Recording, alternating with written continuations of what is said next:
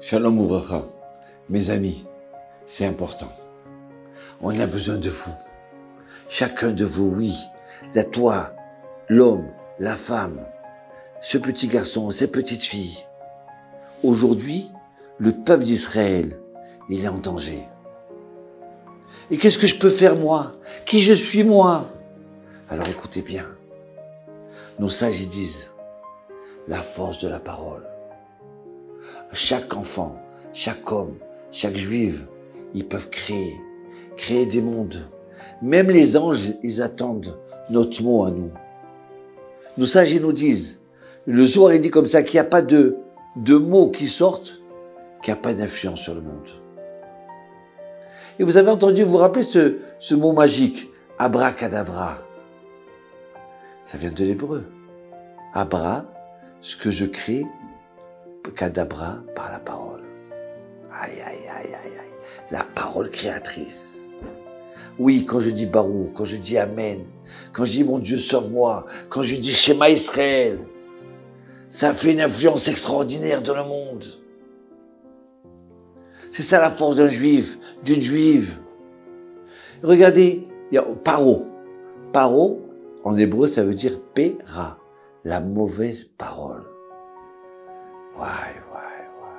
Et de l'autre côté, on a Pessah.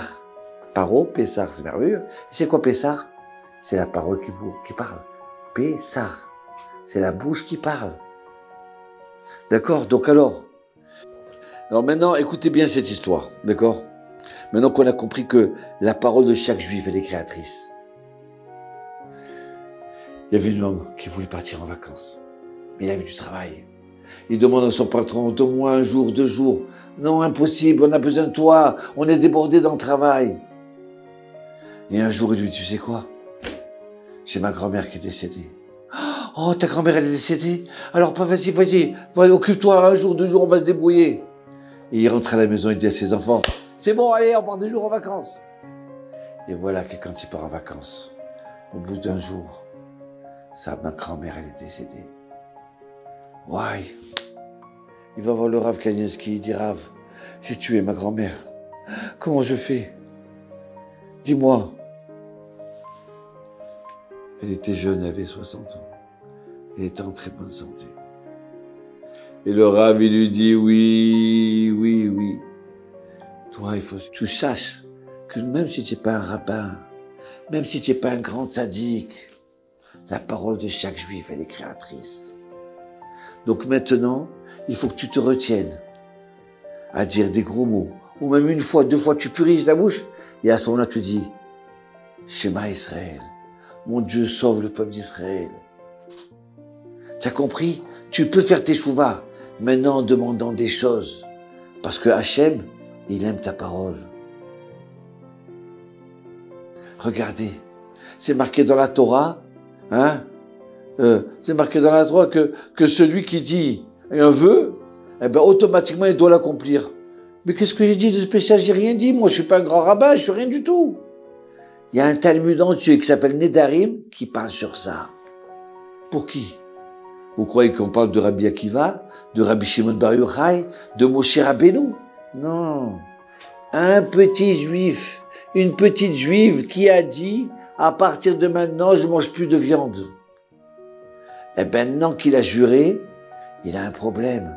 Il faut qu'il aille devant des rabbinis pour annuler son vœu. Quoi? Mais j'ai rien fait, c'est la bourse-monde, il n'a pas bougé, c'est la même chose. Ben oui, ça c'est la force. Alors maintenant, le peuple d'Israël est en danger. Chaque juif qui peut dire une parole, dire mon Dieu sauve-nous. Faire un schéma Israël le matin et le soir. Mon Dieu sauve le peuple d'Israël. Regardez tous ensemble qu'on demande à se mettre à crier comme ça. Allez, maintenant on a besoin de vous. Et regardez encore que c'est mieux. Cette période de Tisha B'Av là, cette période que dans l'année, où on n'a pas le droit de manger de viande pendant une semaine, depuis Rosh Chodesh, et puis on jeûne toute la nuit, tous les jours, et on s'assoit par terre. À cause de quoi, Nogomar dit? À cause de, elle raconte l'histoire de Kamsa et Bar Kamsa. Il y avait un monsieur qui s'appelait Kamsa, il y avait un monsieur qui s'appelait Bar Kamsa. Et il y avait un riche qui faisait un mariage Donc il a demandé à inviter Kamsa. Et son serviteur, il s'est trompé. Il a invité Bar Kamsa. Juste un mot de différence. Bar, en plus. Regardez. Et à ce moment-là, quand il s'est fait inviter Bar Kamsa, il rentre dans la salle. Il avait et le patron, le balabaït, le maître de la maison, de la fête, il lui dit, sors d'ici. Non, non, ne fais pas la honte devant tout le monde. Je paye mon repas, sors d'ici. Non, non, mais je vais payer toi la moitié du mariage. Sors d'ici. Je paye tout le mariage, ne me fais pas honte. Je veux pas te voir ici, sors d'ici. Et là, il va voir l'empereur de Rome. Il lui dit, t'es juif. Il se sont révoltés. Et à cause de ça, le temple s'est brûlé. La Gemara vient et dit, l'histoire de Kamsa et Bar Kamsa. Voilà un mot, qu'est-ce qu'il peut faire? Un mot, il peut détruire. Un mot, il peut se reconstruire. Mizot Ola Minamidbar. Regardez celle qui monte du désert. On peut expliquer comme ça. Vous voyez celle qui monte, Mizot Ola Minamidaber. Il faut regarder comment on peut monter grâce à la parole. Donc maintenant, chaque tombe, même s'il n'est pas Baba Salé, même le petit plus juif des juifs, même le plus loin des juifs, chacun doit se mettre à prier. Matin et soir. Hachem, sauve le peuple d'Israël. Regardez cette chanson-là, ces paroles.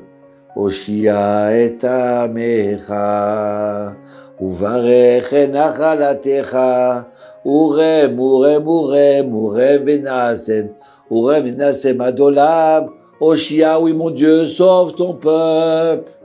Uvarech nachalatecha, et bénis ton pays. Urem, et dirige-le, et soulève-le jusqu'en haut, à Tolam. Shalom Uvracha. Allez, utilisez votre parole.